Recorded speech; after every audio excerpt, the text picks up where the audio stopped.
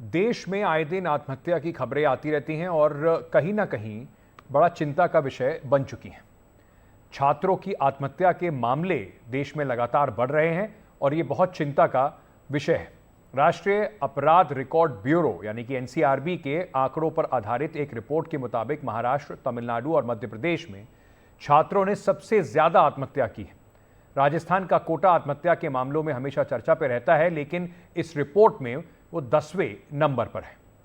तो ऐसा क्या हो रहा है कि पढ़ाई जो है छात्रों के लिए जानलेवा बन रही है, या फिर और बहुत सारे कारण हैं जिसकी वजह से जो कम उम्र के बच्चे हैं जो पढ़ाई कर रहे हैं वो इतना प्रेशर नहीं झेल पा रहे और अपना जीवन को अंत करने जैसा एक बड़ा फैसला ले रहे हैं।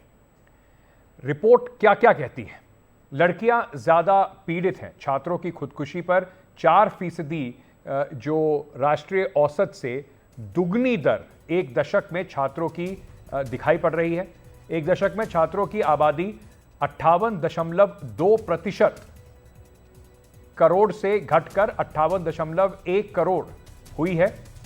एक दशक में छात्रों की खुदकुशी की जो संख्या है वो 6,654 से बढ़कर 13,044 तक बढ़ी है। छात्राओं की खुदकुशी की दर में बढ़ोतरी देखी गई है। 2022 में खुदकुशी करने वाले 53% छात्र लड़के, बल्कि 2021-22 के बीच पुरुष छात्रों की खुदकुशी दर 6% गिरी है। वहीं 21-22 में लड़कियों की खुदकुशी की जो दर है वो 7% बढ़ी है। कौन कौन से राज्य हैं जहां पर ये घटनाएं ज्यादा रिपोर्ट की जा रही हैं?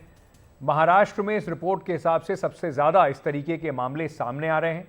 वहीं तमिलनाडु, जो एक समृद्ध राज्य माना जाता है, वहां पर भी इस तरीके के मामले दूसरे नंबर पर हैं।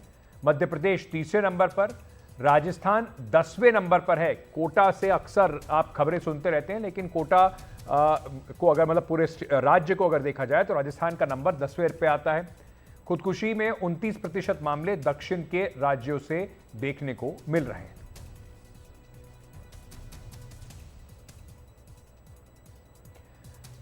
तो क्या ऐसा किया जा सकता है? क्यों ये मामले बढ़ रहे हैं? इस पर चर्चा करने के लिए इस वक्त हमारे साथ अजय चौधरी साहब जुड़ रहे हैं। आईपीएस, सीनियर आईपीएस अधिकारी हैं। सर, बहुत बहुत शुक्रिया हमारे साथ जुड़ने के लिए। ये जो एनसीआरबी के आंकड़े हैं ये काफी चिंताजनक आंकड़े हैं, खासतौर से जिस तरीके से जो एक डेमोक्रेटिक डिविडेंड की हम बात करते हैं कि देश में अभी इस वक्त ज्यादा जवान लोग हैं जो आगे वर्कफोर्स में देश की मदद कर सकते हैं। अगर वहीं पर इतना प्रेशर देखने को मिल रहा है तो ये पूरे समाज के लिए एक बहुत बड़ा चिंता का विषय है। जी, बिल्कुल सही कहा आपने कि बहुत बड़ी चिंता का विषय है और बहुत ही गंभीर विषय है और सही समय पर आपने इसे उठाया है और आंकड़ों के साथ आपने बात की है। जो आंकड़े हैं जो बहुत चौंकाने वाले हैं। अब इसमें तो आपने कहा कि इतना बड़ा बोझ क्यों या तनाव बच्चे महसूस कर रहे हैं, तो हमारी अपेक्षाएं, पारिवारिक और समाज की अपेक्षाएं बहुत ज़्यादा बढ़ गई हैं और हमारे ऊपर जो सोशल मीडिया का और मीडिया का प्रभाव है उसमें बच्चे बहुत छोटी उम्र में बहुत कुछ हासिल करना चाहते हैं और उनके माता पिता भी ये चाहते हैं कि हर बच्चा सेलिब्रिटी छोटी उम्र में बन जाए। कई ऐसे बच्चे जो होते हैं जो उनको गॉड गिफ्टेड इतनी योग्यताएं होती हैं कि कोई अच्छे सिंगर हो जाते हैं छोटी उम्र में, 10 साल की उम्र में, कोई बहुत अच्छा शतरंज खेलते हैं, कोई बहुत अच्छे खिलाड़ी दूसरे फील्ड के होते हैं और उपलब्धि होती है, चाइल्ड आर्टिस्ट होते हैं, फिल्मों में जाते हैं। तो हर बच्चे से ये उम्मीद करना कि हर बच्चा सेलिब्रिटी बन जाएगा, ये माँ बाप की बहुत बड़ी जिम्मेदारी है कि वो अपनी जिम्मेदारी को समझें और बच्चे की जो एक स्वाभाविक विकास होता है कि व्यक्तित्व का, उसको एक अच्छा इंसान बनाने की कोशिश करें बजाय सेलिब्रिटी बनाने की। मैं ये मानता हूँ अगर ये दबाव पढ़ाई लिखाई का, और पढ़ाई में भी हर बच्चे के 95% से ऊपर ही मार्क्स आने चाहिए। बच्चे के ऊपर इतना 10th और 12th के एग्जाम में इतना दबाव होता है कि अधिकांश घटनाएं हम लोग उस वक्त सुनते हैं और तमाम सरकार की तरफ से प्रयास किए जाते हैं कि हेल्पलाइन इशू की जाए। आपने देखा होगा कि हमारे माननीय प्रधानमंत्री जी भी बच्चों के से बात करते हैं एग्जाम से पहले। तो ये हर स्तर पर इस बात को महसूस किया जा रहा है कि हम लोग अपने बच्चों पर परफॉर्मेंस को लेकर, उनकी उपलब्धियों को लेकर मानसिक दबाव न बनाएं। ये एक बहुत बड़ा कारण है। जी सर, मैं आपसे दरख्वास्त करूंगा हमारे साथ बने रहिए। डॉक्टर दीपक रहेजा भी हमारे साथ जुड़ रहे हैं, जाने माने साइकाइट्रिस्ट हैं। डॉक्टर साहब, इतने मतलब अक्सर ये बात होती है, अगर आप ऊपर से देखें तो हमारे कम से कम समाज में इस तरह की कि बच्चों पे क्या प्रेशर है, बस उन्हें पढ़ना है, खेलना है, लेकिन कम से कम ये आंकड़े दिखाते हैं कि बच्चे बहुत ज़्यादा प्रेशर से जूझ रहे हैं। क्या ये सिर्फ एकेडमिक प्रेशर होते हैं या और भी तरीके के, जिस तरह से सामाजिक बदलाव हैं, जिस तरीके से हमें बता रहे थे अजय चौधरी साहब भी कि आजकल सोशल मीडिया एक्सपेक्टेशंस पेरेंट्स की, हर कोई इंस्टेंट स्टारडम सेलिब्रिटी बनने की जद्दोजहद में लगा हुआ है, क्या ये एक्सटर्नल प्रेशर्स जो हैं ये बच्चे झेल नहीं पा रहे हैं? देखिए अंकित जी, जैसे अजय साहब भी बता रहे थे कि बच्चे ज्यादा जो जूझ रहे हैं और दब रहे हैं वो माँ बाप की और समाज की महत्वाकांक्षाओं से और उनकी एक्सपेक्टेशन से जूझ रहे हैं। समाज का ढांचा बदल रहा है। कहीं ये जो इतनी अपॉर्चुनिटीज खुली हैं, मल्टीटास्किंग के जो जरिए खुले हैं, उसको हम एक बून की तरह इस्तेमाल करने की बजाय अपने बच्चों पे इतना प्रेशर लाद के उसको एक एक अभिशाप के रूप में सामने ला रहे हैं। और जिसकी दुर्दशा और जिसका खामियाजा जो है हमारे सामने आ रहा है कि ना सिर्फ सुसाइड के आंकड़े बढ़ रहे हैं, बल्कि जो जो मानसिक तकलीफें हैं, डिप्रेशन, एंजाइटी, उसके आंकड़े भी बढ़ रहे हैं। बच्चे सफर कर रहे हैं और युवा खुश नहीं है। तो जो हम इतने समाज में टेक्नोलॉजी के इतने बड़े बड़े अब साधन जो संयो रहे हैं और इकट्ठा कर रहे हैं, क्या उसके चलते हमारा जीवन बेहतर हो रहा है, ज्यादा खुशहाल हो रहा है? ये एक बड़ा प्रश्न चिन्ह है और हमें कहीं एक इंट्रोस्पेक्शन करनी होगी, समझना होगा कि जो जो जो ये सोशल फैब्रिक हम क्रिएट कर रहे हैं, सोशल मीडिया है, बड़ी बड़ी एक्सपेक्टेशंस बच्चों के साथ हैं, इसके चलते बच्चे कहीं एक प्रेशर में आ रहे हैं और अपनी आत्मघात का भी फैसला, जी इतना बड़ा फैसला कर बैठते हैं। चौधरी साहब, क्योंकि आप जिस सर्विस से आते हैं सर, हमारे देश के अंदर one of the most coveted services को माना जाता है, उसके लिए लाखों बच्चे हर साल तैयारी करते हैं। उसमें भी हमने देखा है कि प्रेशर में किस तरीके से, मैं सिर्फ आपकी सर्विस का एग्जांपल ले रहा हूं, सिविल सर्विसेज का, आईआईटी की बात करें या जितने भी कॉम्पिटेटिव एग्जाम है, उसमें हमने देखा है कि लाखों बच्चे बैठते हैं और हर किसी को लगता है कि इस बार सिलेक्शन हो ही जाएगा। एक बहुत बड़ा वो प्रेशर उनके ऊपर रहता है। तो क्या कुछ कदम आप सजेस्ट कर सकते हैं, या आप दिल्ली पुलिस की तरफ से, या जिस तरीके से क्योंकि केसेस इवेंचुअली पुलिस को ही डील करने पड़ते हैं अगर इस तरह के जो केसेस आते हैं, तो क्या क्या ऑप्शंस हैं, क्या जो कदम है वो उठाए जा सकते हैं जो कम से कम थोड़ा प्रेशर जो है वो बच्चों का रिलीज हो सके? सबसे पहले तो जो भी बच्चे कॉम्पिटिटिव एग्जाम्स की तैयारी करते हैं, जैसा डॉक्टर रहेजा साहब ने भी कहा कि दबाव नहीं होना चाहिए, और ये जीवन और मृत्यु का प्रश्न नहीं है। किसी एग्जाम को क्वालिफाई करना न करना, ये माँ बाप को बताना चाहिए कि आप इसमें कोशिश करिए, अपनी ईमानदारी से कोशिश करिए, और अगर आप नहीं होते हैं तो एक प्लान बी लेकर चलिए। दूसरे तमाम ऑप्शन हैं। आज की दुनिया इतनी ज्यादा संभावनाएं खुल गई हैं कि अब 20 साल पहले वाली स्थिति नहीं है कि अगर आपको सरकारी नौकरी नहीं मिलेगी तो आप कुछ नहीं कर सकते। और एक बहुत ही रोचक बात मैं बताना चाहूंगा आपको, अगर आप पूरा जो यूपीएससी की तैयारी करने वाले हैं या और लोग हैं, या जो एंटरप्रेन्योर्स हैं, सफल उद्यमी हैं, अगर आप एक तुलनात्मक अध्ययन करेंगे तो आप पाएंगे कि अधिकांश सफल लोग, बहुत ज्यादा सफलता उन लोगों ने हासिल की है जो शायद इनकी पढ़ाई लिखाई का स्तर बहुत कम था। कई तमाम ऐसे उद्योगपति हैं जिनको हम लोग भी व्यक्तिगत रूप से जानते हैं, जिन्होंने अपनी जिंदगी पटरी से शुरू की और आज वो बहुत बड़े आदमी बन गए अपनी मेहनत से और लगन से। मैं रोचक बात जो बता रहा था, एक यूट्यूबर थे, मेरा इंटरव्यू लेने आए, तो जब मैंने ये बातें उनको कही कि ये जीवन और मृत्यु का प्रश्न नहीं है, तमाम ऐसे मीडिया में लोग हैं, हमारे साथी हैं जो हमारे साथ तैयारी करते थे, आज उनका बहुत बड़ा नाम है, कई लोग राजनीति में है, तमाम क्षेत्रों में सफलता हासिल की है, तो श्रीमान जी ने वो इंटरव्यू चलाया ही नहीं। वो केवल ये चाहते हैं कि नहीं, बस यही कहिए कि सर ये इससे बढ़ के और कोई चीज नहीं है, ऐसा कुछ नहीं होता है। मैं 20 एग्जाम्पल व्यक्तिगत रूप से जानता हूँ जिन्होंने सामाजिक जीवन में बहुत बड़ी उपलब्धियां हासिल की हैं, चाहे वो किसी भी कॉम्पिटिटिव एग्जाम में, आईआईटी, आईएएम, यूपीएससी, मेडिकल, जो भी है, वो उसमें नहीं गए। उन्होंने नए रास्ते चुने और इतनी संभावनाएं उनको मिली, इतनी उनकी उपलब्धियां हैं कि वो किसी भी नौकरी करने वाले लोग से ज्यादा बड़ी हैं। तो ये सोशल मीडिया की बहुत बड़ी जिम्मेदारी है।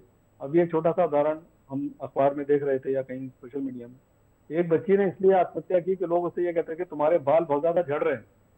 इस बात को सुनते सुनते वो बच्ची इतनी परेशान हो गई कि उसने अपने जीवन का अंत करने का निश्चय कर लिया।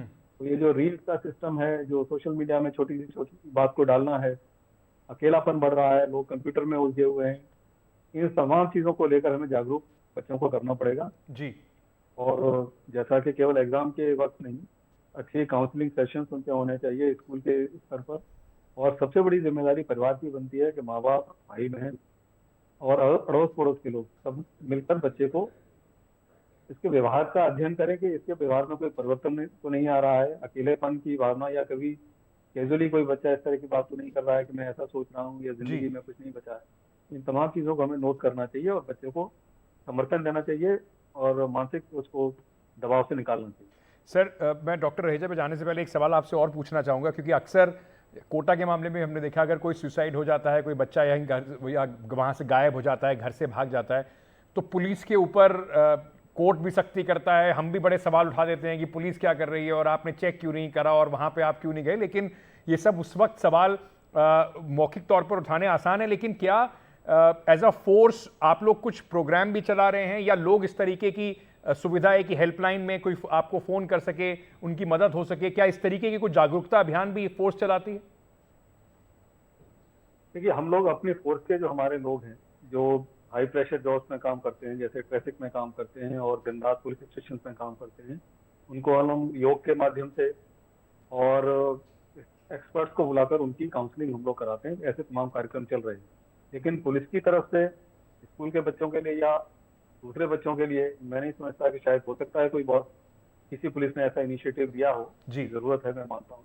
लेकिन अपने हमारे यहाँ भी जैसे फोर्सेज में आपने कई जगह सुना होगा कि तनाव में अधिकारियों को ऊपर गोली चला दी, अपने साथियों के ऊपर गोली चला दी, ऐसी घटनाएं होती हैं। उनके मद्देनजर ऐसे कई कार्यक्रम शुरू किए गए हैं जिससे जी कि उनको मानसिक तनाव कम किया जाए और उनको योग के माध्यम से और काउंसलिंग के माध्यम से उनके तनाव को कम करके इस तरह की चीजों से वो हमारे जवान दूर रहें। जी बिल्कुल, क्योंकि मैंने सवाल सिर्फ इसलिए पूछा कि पुलिस थोड़ा आसान निशाना भी कई बार हो जाती है, कि हर तरह में उम्मीद करी जाती है कि पुलिस रोक ले और पुलिस कुछ काम करे, या पुलिस जाके चेक करे कि किस तरीके से ये सब चीज़ें चल रही हैं, या कोचिंग इंस्टीट्यूट अपना काम करें। डॉक्टर रहेजा, मैं आपसे ये समझना चाहता हूँ सर, क्या ये एक जो रियल लाइफ और रील लाइफ का आजकल एक बड़ा, हम लोग हमेशा अक्सर बात सुनते रहते हैं, मतलब इंस्टाग्राम पे आप जाएं, आप यूट्यूब पे जाएं, फेसबुक पे जाएं, तो हर किसी की ज़िंदगी आपको अपनी ज़िंदगी ज़्यादा खुशहाल दिख रही है, लोग ज़्यादा घूमते नज़र आ रहे हैं। ये एक एक्स्ट्रा प्रेशर क्या बच्चों के ऊपर बना रहा है? मतलब हर किसी को लगता है कि बस हम लोग, हर कोई व्यक्ति इसी तरीके से बाहर भी चला जाएगा और ये आप इस तरीके की स्टारडम भी पालेंगे। ये एक रियल लाइफ और रील लाइफ का शायद बच्चे अंतर पूरा समझ नहीं पा रहे। देखिए, आप बिल्कुल ठीक कह रहे हैं कि जो रियल वर्ल्ड है और वर्चुअल वर्ल्ड है, उसमें कहीं एक ऐसा कोहरा छा जाता है कि एक एक बच्चा जो पूरी तरह परिपक्व नहीं है, जिसकी मानसिकता पूरी तरह परिपक्व नहीं है, और सामाजिक रूप पे कहीं हम जिम्मेदारी लेके इस बात का एहसास करने को तैयार नहीं है कि कहीं मूल रूप से जाके बच्चे को, देखिए, मैं काउंसलिंग को या मानसिक इंटरवेंशन को कहीं सेंसेशनलाइज या पॉपुलराइज नहीं करना चाहूंगा, लेकिन आप किसी भी जरिए को देखिए जो कि आपको दिमागी रूप से कंफर्ट देता है और कहीं एक गहराई से हमारी सोच की जड़ों पे जाता है। और यहाँ पे मैं उदाहरण देना चाहूंगा हमारी माइथोलॉजी का, हमारे संस्कारों का। आप गीता देख लीजिए, आप बाइबल देख लीजिए, ये सब मूल रूप से ब्लूप्रिंट हैं। जो सत्संग की हम बात करते हैं, जो रियल लाइफ में गुरु होते थे, जो सत्संग किया करते थे, वो कुछ भी नहीं, एक मास काउंसलिंग करते थे जिसकी बहुत गहरे रूप से जरूरत है। Because collectively all the mental health professionals put together will not be able to suffice for the number of people who need intervention. तो बिल्कुल घर में जो रोल संस्कार देने का, उन जड़ों को मजबूत करने का, घर में दादा दादी नाना नानी दे देते थे, कहीं अब वो जो जो जॉइंट फैमिली सिस्टम खत्म हुआ, वो न्यूक्लियर फैमिली में न्यूक्लियर फैमिली सिस्टम खत्म हुआ, माइक्रो न्यूक्लियर फैमिली जी में जी आज वही जो वेस्ट में एक चलन था कि बच्चा बड़ा होता है और वो 25 साल की उम्र में आते तक कहता है कि मुझे एक अलग अपार्टमेंट चाहिए या अलग कमरा चाहिए, वहीं वो रह रहा है। तो उसको ये जो एक सोशल विकेरियस लर्निंग, जो पारिवारिक लर्निंग है, वो कहाँ से मिले? तो कहीं, और वो एक चकाचौंध की दुनिया में जो ये वर्चुअल वर्ल्ड को देखता बिल्कुल है, तो भला उसकी कमीज मेरी कमीज से सफेद कैसे? और यहाँ सबकी कमीज वर्चुअल वर्ल्ड में हमारी कमीज से ज्यादा बेहतर नजर आती है, सही कह रहे हैं उनकी जिंदगी बेहतर नजर आती है, उनकी हॉलीडेज बेहतर नजर आती हैं। तो कहीं हमें जिम्मेदारी लेनी होगी। मैं अजय चौधरी साहब एक वरिष्ठ पुलिस अधिकारी हैं। मैं अभी आपको एक एग्जांपल देता हूं। मैं अभी जस्ट लौटा हूं दिल्ली पुलिस के उन कर्मचारियों के लिए जो कि एक इमेंस प्रेशर में काम करते हैं, बिल्कुल। ओपीडी चला के, और जो हर बृहस्पतिवार को मैं हौस खास में जी पुलिस कॉलोनी में करता हूं। तो अगर पुलिस ये जिम्मेदारी से इसका एहसास करके वो इंटरवेंशन कर सकती है, तो चाहे वो कोटा हो, चाहे कोई एजुकेशनल इंस्टीट्यूशन हो, वहां जो ये काउंसलर हैं, आप अगर स्कूल में जाइए बिल्कुल तो जब बिल्कुल। एनसीईआरटी ने अनिवार्य किया कि काउंसलर होना जरूरी है, तो काउंसलर का काम क्या रह जाता है? वो मेक शिफ्ट करता है कि जो टीचर नहीं आया उसकी क्लास में जाके बच्चों को बिजी रखना और जी उनको वो रखना। तो कहीं ये जरूरी है कि as society we understand the responsibility, बिल्कुल, ये ताकि हम बहुत अहम बात आपने कही कि जिम्मेदारी सबको लेनी होगी। और कहीं ना कहीं कोई अगर आपके आसपास परेशान है तो शायद कई बार सिर्फ बात करने से, उसकी तरफ हाथ बढ़ाने से ही उसकी परेशानी का आधा हल बात करने से ही हो सकता है। तो नज़रअंदाज ना कीजिए, देखिए अपने आसपास, थोड़े से सचेत रहिए। और स्टिग्मा जो है, अगर आपके कोई डिप्रेशन में दिख रहा है, कोई परेशान दिख रहा है, तो डॉक्टर तक ले जाने के लिए भी बड़ा स्टिग्मा है, उसको दूर करने की आवश्यकता है। बहुत बहुत शुक्रिया आप दोनों का हमारे साथ इस बड़े गंभीर विषय पर चर्चा करने के लिए।